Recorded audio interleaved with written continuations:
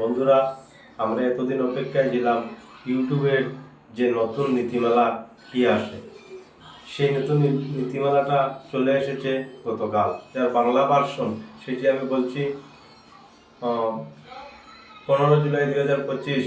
আমরা আমাদের পুনরাবৃত্ত কন্টেন্ট নীতিতে একটি ছোট্টখাটো আপডেট করেছি, যাতে আরও স্পষ্ট করা যায় যে এতে পুনরাবৃত্তমূলক বা ব্যাপকভাবে উৎপাদিত কন্টেন্ট অন্তর্ভুক্ত। আমরা এই নীতির নাম পুনরাবৃত্ত কন্টেন্ট থেকে অপ্রমাণিত কন্টেন্ট রাখছি। আমাদের বিদ্যমান নীতিমালার অধীনে এই ধরনের কন্টেন্ট সর্বদা নগদীকরণের জন্য অযোগ্য, যেখানে নির্মাতারা মূল এবং খাঁটি কন্টেন্টের জন্য পুরস্কৃত হন।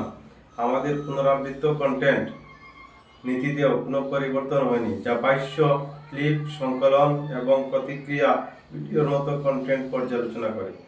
এটা যদি আমি একটু সহজ ভাষায় বলি, তাহলে সেটা হলো যে এআই ভিডিও যারা করছেন, নিজের কোনো ধরনের প্রতিক্রিয়া দিচ্ছেন না, কোনো নিজের ফেস দেখাচ্ছেন না, তাদের চ্যানেল কতটুকু মনিটাইজেশন হবে সেটাই হলো সবচেয়ে গুরুত্বপূর্ণ বিষয়। আমরা দেখছি যে অনেকটি এআই চ্যানেল যাদের রয়েছে, মনিটাইজ চ্যানেল ডিমনিটাইজ ইতিমধ্যে হয়ে গেছে।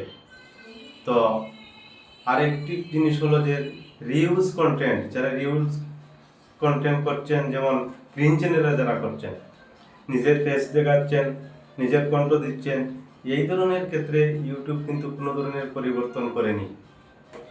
এবং ইউটিউব আরও বলেছে যে যারা নিজের অভিনয় করছেন, নিজের কণ্ঠ দিচ্ছেন, ফেস দেখাচ্ছেন এবং নিজেরা কন্টেন্ট তৈরি করছেন, তাদেরকে কিন্তু ইউটিউব কী করছে, উৎসাহিত করছে এবং পুরস্কৃত করছে। কিন্তু সমস্যা হচ্ছে যারা এআই ভিডিও তৈরি করছেন তাদের ক্ষেত্রে, এবং রিউজ কন্টেন্ট যারা করছেন তাদের ক্ষেত্রেও কিন্তু কোনো ধরনের নীতিমালা পরিবর্তন হয় নাই। যেমন কোনো একটা ভিডিও ক্লিপ কেউ নিয়ে এসেছেন ইউটিউব থেকে, এবং এখানে এনে এটার মধ্যে কী করছেন, নিজের কণ্ঠ জুড়ে দিচ্ছেন, নিজের ফেস দেখাচ্ছেন, তাতেও কোনো ধরনের পরিবর্তন হয় নাই, এবং সেই চ্যানেলও মনিটাইজেশন হবে। একমাত্র এআই চ্যানেলের ক্ষেত্রেই সমস্ত প্রতিবন্ধকতা তৈরি হবে। বন্ধুরা, আপনারা যারা আমার এই ভিডিও দেখছেন, আপনাদের কাছে অনুরোধ, আপনারা আমার এই ভিডিওটিকে লাইক করবেন এবং নতুন নতুন আপডেট পেতে আপনারা চ্যানেলটিকে সাবস্ক্রাইব করবেন এবং বেল আইকনটিকে টিক করে রাখবেন। আমরা প্রতিনিয়ত এরকম নতুন নতুন ভিডিও আপলোড করব। নমস্কার।